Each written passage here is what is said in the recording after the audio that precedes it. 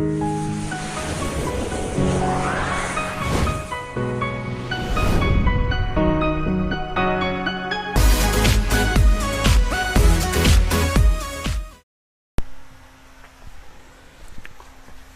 viewers, welcome to our channel Excel English Zone.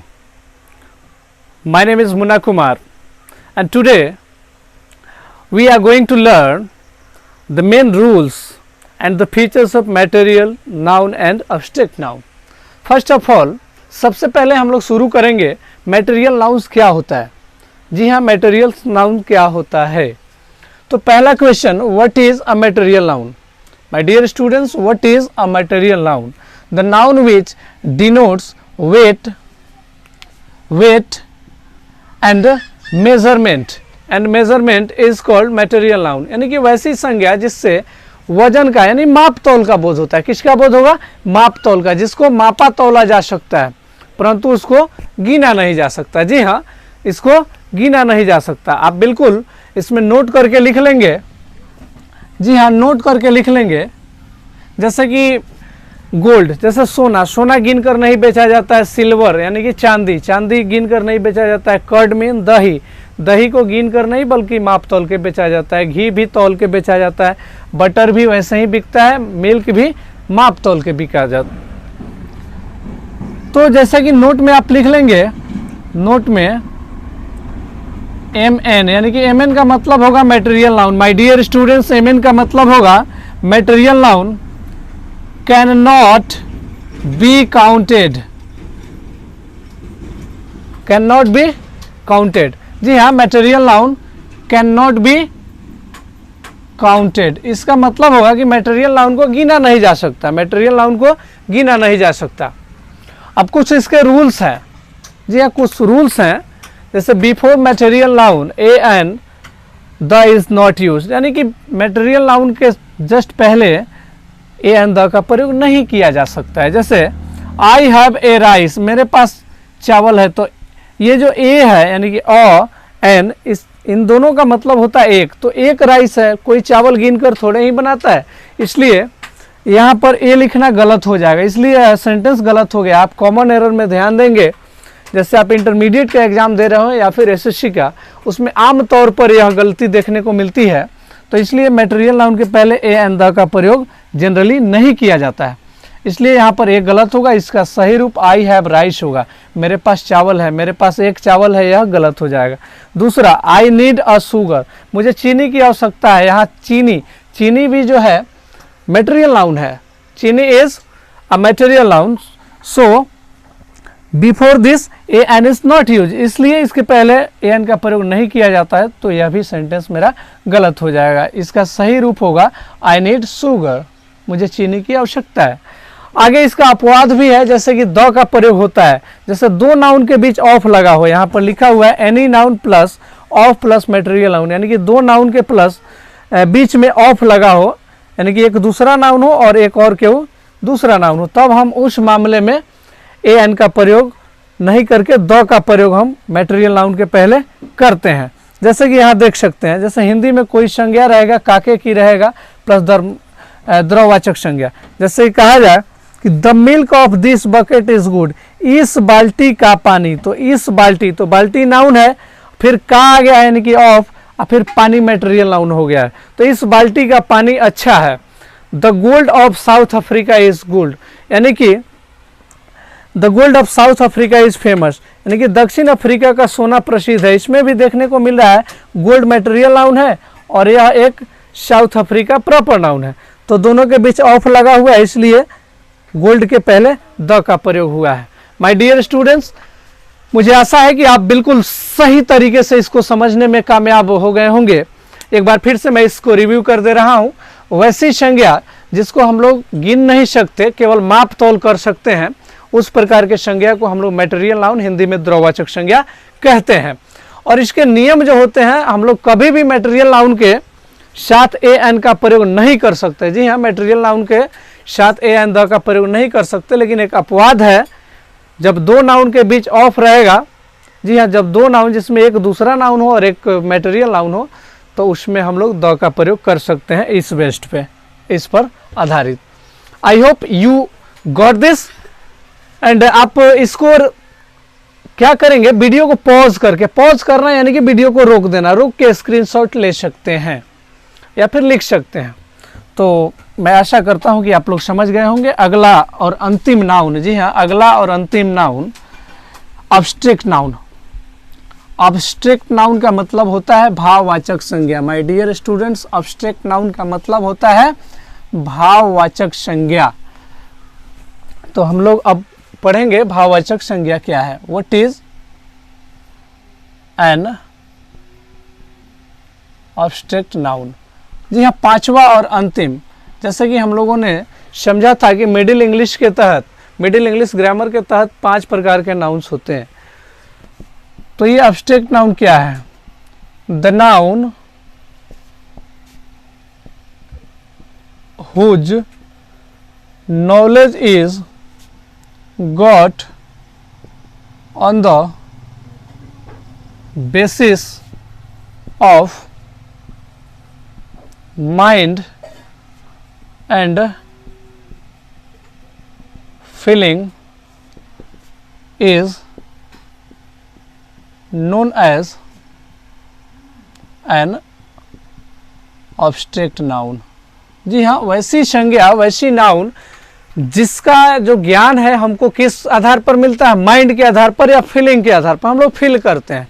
कहने का मतलब यह है कि हम लोग इसको देख नहीं सकते, वी कांट सी, हम लोग देख नहीं सकते, केवल महसूस कर सकते हैं। उस प्रकार की संज्ञा को हम लोग क्या कहते हैं? अब्स्ट्रैक्ट नाउन कहते हैं। जैसे कि स्वीटनेस। जी हाँ, स्वीटनेस का मतलब होता है मिठाई, यानी मिठास। यानी कि मिठास किसी चीज़ की हम लोग देख नहीं सकते, बस हम लोग उसको फील करते हैं, महसूस करते हैं कि हाँ इसमें ज़्यादा मीठापन है। आगे हो गया ओल्डनेस। ओल्डनेस का मतलब होता है बुढ़ापा। बुढ़ापा भी हम लोग फील करते हैं, बुढ़ापा को कोई देख नहीं सकता। अगला है यूथ, यानी कि जवानी। जवानी को भी हम लोग महसूस करते हैं, देख नहीं सकते।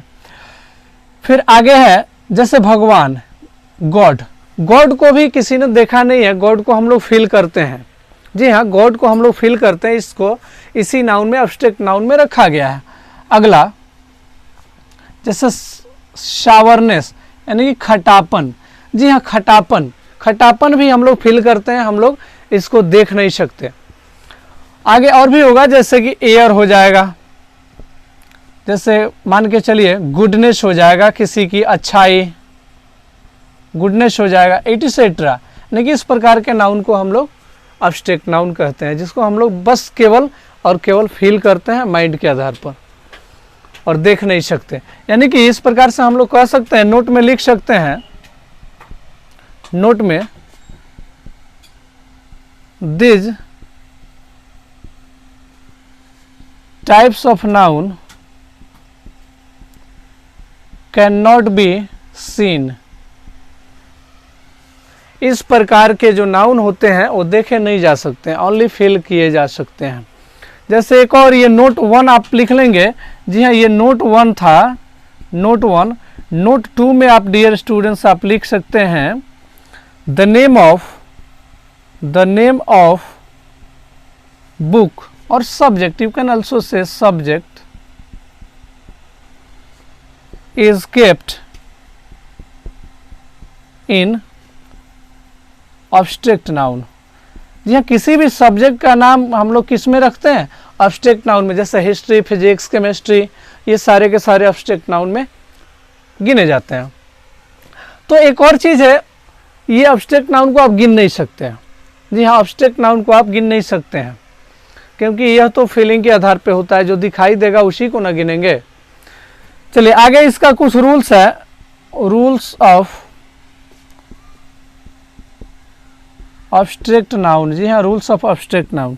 रूल नंबर 1, यानी कि इसके पहले भी हम ए एन का प्रयोग नहीं कर सकते, द का प्रयोग नहीं कर सकते। Before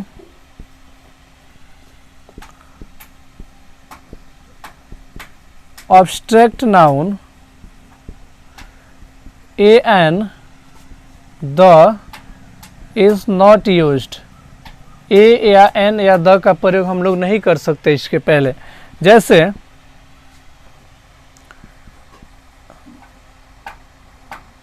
you have